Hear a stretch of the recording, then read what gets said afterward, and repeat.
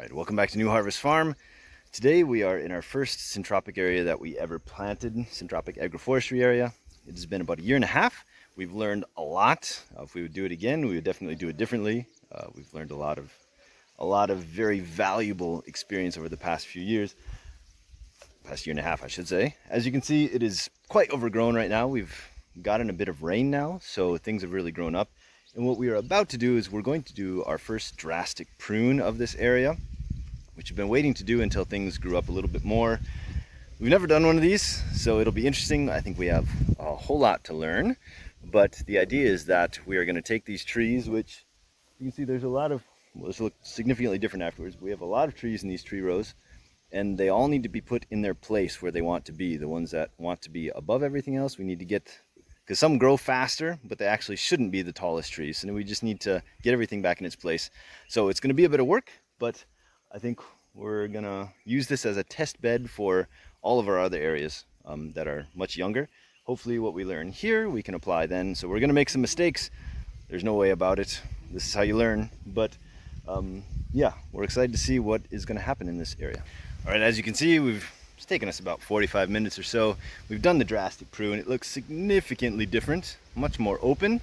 But let me show you what the tree rows look like and give you an idea of what the work was that we were actually doing. All right, let's take this middle row for example. So in these systems, as if you've seen these videos before, we end up with a great mixture of trees that we've put in. And now the idea of this drastic prune that we've done is to try to get the trees in the right layers where they actually want to be. So we've got tons of mulch here that we've cut down from these trees, which is excellent. That's exactly what we want. It holds the moisture, creates a great ecosystem for the microbiology. So here we have a lemon tree, actually two lemon trees. We're seeing which one grows best, and then we're going to graft it.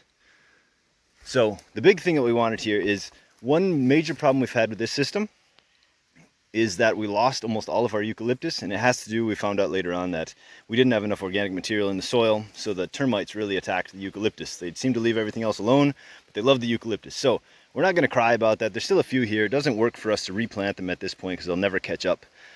So what we're going to do is we're going to depend on the other high strata tree that we have planted in here, one of them, which is this native hardwood, a mahogany, which is actually this tree here.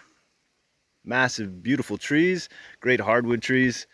So, but what we need to do is we need to make sure that they get above everything else. So up until today, we had other trees like this here. This is a cassia tree that was giving it some shade, which is causing it to not only not grow straight, but was holding it back.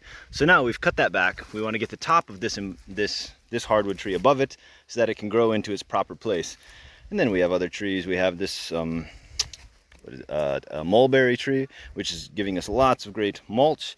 We have a jackfruit tree. This one also, we wanted to get its head above some of these other trees. This is a Gliticidia sepium, so a nutrient fixer, which grows very quickly. It's nice.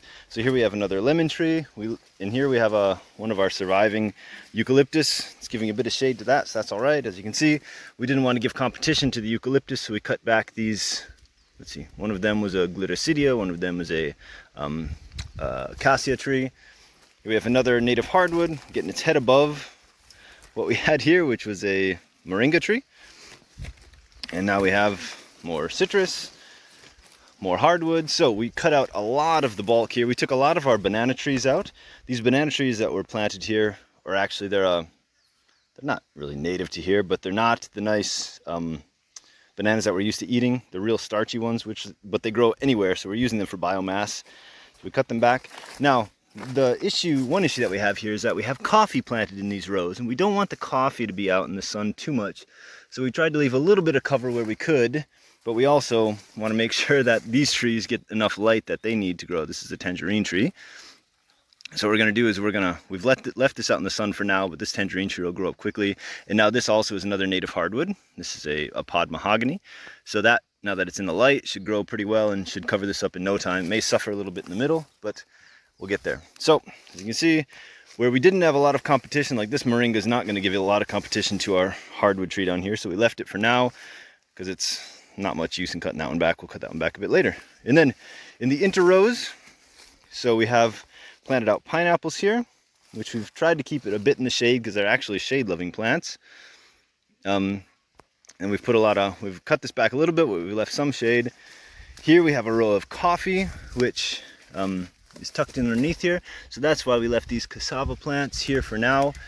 We're going to leave these in until this tree row gets a bit bigger and can give some shade to our coffee here in this row. Here we had some cassava, which we're taking out. We're actually taking these plants out and we're replanting the cassava, these sticks, in our new agroforestry area. And then we're taking the cassava roots that are coming out, which, you see, yeah, here they are over here. This is good food, so it's a good nutritious tuber. These have got some pretty big ones there, so we're using those. We'll have those for breakfast. And this last row here is just a grass row where we have some elephant grass planted out that we use. We cut this back about every month now and we use that for mulch. So that's where we're at. Like I said, we've learned a lot. We're still very much learning the system. The prune that we did today, now it gives us a chance to step back and to watch how all the trees react to each other, to the prune, see if we've done it well or not. And we expect our next system that we're going to need to do a drastic prune on will probably be about 2 months from now. So hopefully we can see some results before that, learn from it, make any changes that need to be made before we go in and do our next drastic prune. So that's it. This is our 1.5-year-old agroforestry area.